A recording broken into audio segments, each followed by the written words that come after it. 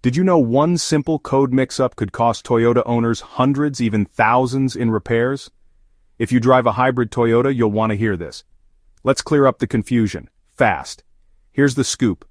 Toyota hybrids from 2017 to 2025, like Prius, Camry, Corolla, RAV4, Venza, Avalon, and even BZ4X, can throw out codes like P0566014, P060A47, P060A87, or U011187. Here's what each means. P0566014 relates to the power supply system, usually a voltage issue, possibly with the battery or charging circuit. P060A47 points to the engine control module, ECM. It often means a performance or internal fault in the ECM itself.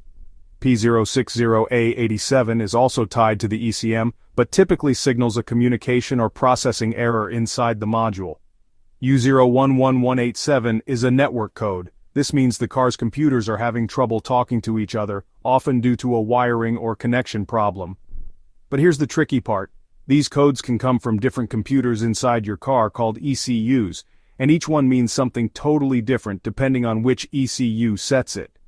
If your mechanic, or you, misread which ECU triggered the code, you could end up replacing the wrong part, wasting money and time. That's why Toyota sent out a tech tip: always check which ECU set the code using a dealer-level scan tool.